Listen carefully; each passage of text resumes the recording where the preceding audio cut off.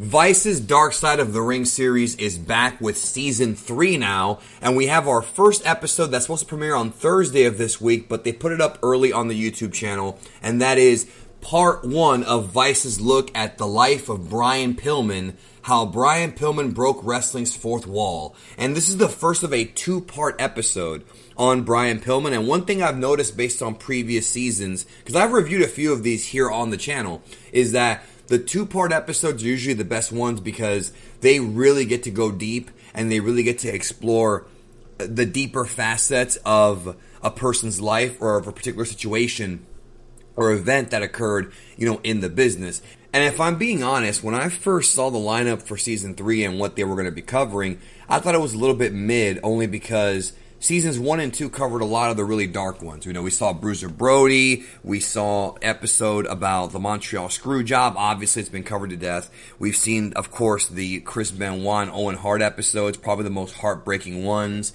Herb Abrams, UWF.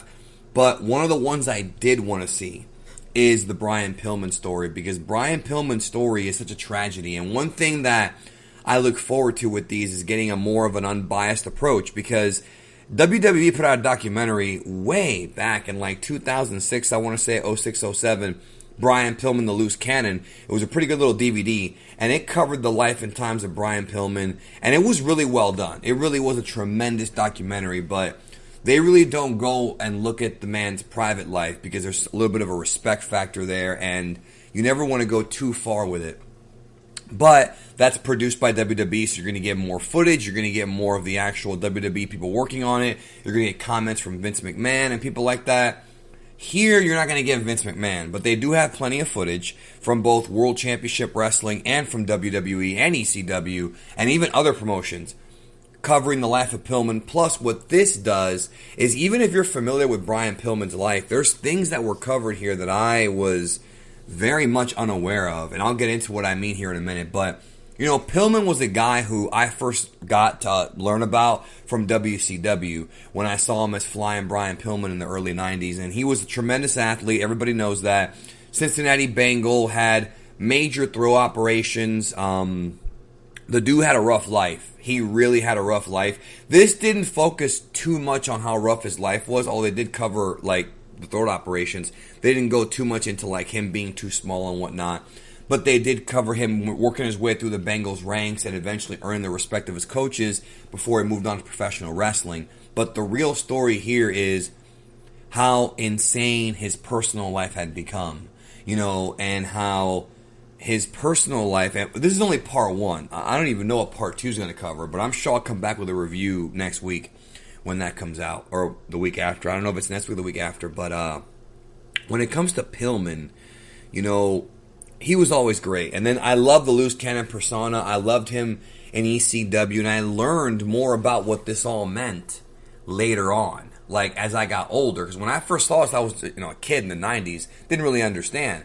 And even on this documentary, Jim Cornette talks about how, those who were smart fans really knew, and those who didn't thought he was crazy.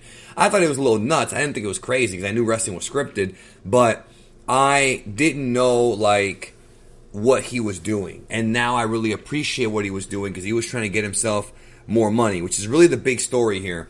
In this episode of Dark Side of the Ring, it's obviously narrated by Chris Jericho, as all of them are from seasons 2 and up. But Stone Cold Steve Austin, one of his best friends for many years, is on here. Jim Ross is on here. Jim Cornette is on here. Dave Meltzer is on here, which I was surprised and happy to see because Meltzer knew Brian Pillman very, very well. His coaches were on here. His family, Melanie Pillman, was on here. I didn't know much about Brian's personal life. I never looked into that kind of stuff.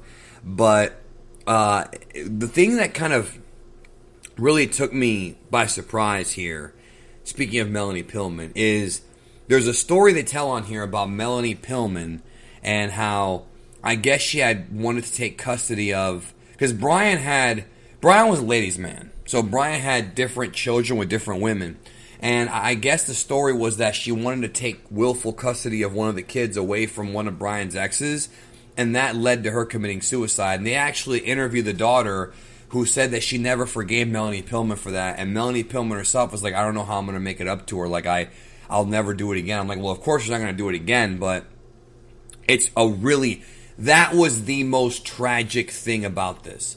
Without question, that was the most tragic thing. Because really, this documentary, for the most part, episode 1, because we haven't gotten into his death yet, which is in episode 2, but in episode 1, it was really positive because it was all about how crazy Pillman was, how great of an athlete he was, how tough he was, how he thought outside the box, and how he manipulated Eric Bischoff and Vince McMahon. And they have a great line from his coach who's like, he's a whore, and what do you do to whores? You fuck them. And of course it was bleeped out, but I was like, damn, because Pillman wanted to leverage more money out of Vince McMahon to go back to WCW and eventually make more. And they did interview Eric Bischoff on here, which I was happy about. And Bischoff talks about coming up with some of the ideas for the loose cannon with Pillman, which I do believe him. I don't think he's lying about that. Although I do think that Pillman did ultimately work Bischoff into getting more money out of WWF, which was the goal anyways. I feel like Bischoff did help with that character. I mean, they covered I Respect You, Booker Man, but I want to go back to what I was saying. So it was really tragic because this woman committed suicide because she lost custody of her kids because of something Melanie Pillman did. So that's on her conscience. And they have like this little segment where they're like, oh, she has to live with that, and she's going to live to be 100, and she's going to have to deal with this kind of karma and, the bad vibes. And I was just like, whoa, like none of this stuff I had ever known about Brian Pillman. And it was Brian's choice, obviously, to do that as well, not just Melanie Pillman. Melanie Pillman, I've only known her from the episode of Raw after Pillman's death when Vince interviewed her in a very tasteless segment, if you ask me. Her husband had just died. He's asking her about steroids and pills and shit. Like, it was just, I know they were trying to get edgy that year. It was 97, but I don't know, man. There's some certain lines you don't cross. But either way, it's very weird to watch that now. Very weird vibes. As a kid, I didn't really think much of it. Now it's weird to watch. I did rewatch 97 Raw a couple years ago. Great show, but I mean, that episode was weird. But anyways, I had nothing against Melanie Pillman as a person. I don't know her, and I'm sure they thought they were trying to do the best at the time. She probably didn't know she was going to go and do all that. But I can imagine it weighs on her conscience, a lot.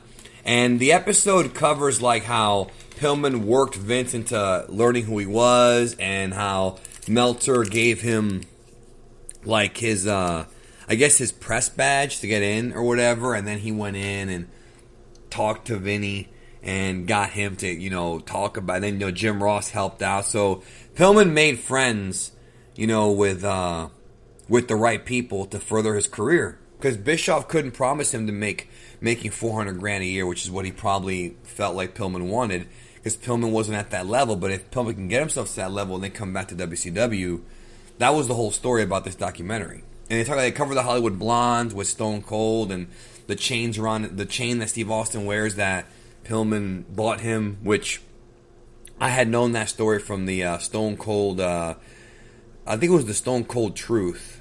I think that's the one that DVD that WWE put out many years ago. So there wasn't much here that was new except for that. For me, as a hardcore wrestling fan who's known about Pillman's life for a long time.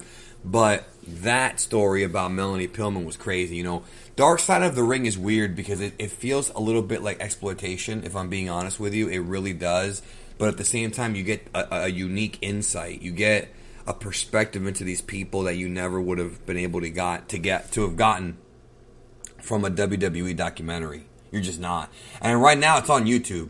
Just type in Dark Side of the Ring. There's other episodes on there too, by the way. If you're new to this series and you love wrestling, you might want to watch all of them. I'm not even kidding. All of them are interesting. They are all very, very interesting for different reasons. Randy Savage and Elizabeth, Chris Benoit. That one is just heartbreaking. The Owen Hart one damn near moved me to tears, bro. I got a little teary eye. I'm not gonna lie. Like, I'm not even gonna BS you. Like, that one, oh my god, and how that could have been prevented. And it's just, it's pretty rough. Anyways, if you've seen it, let me know what you think. And I'll talk to y'all real soon.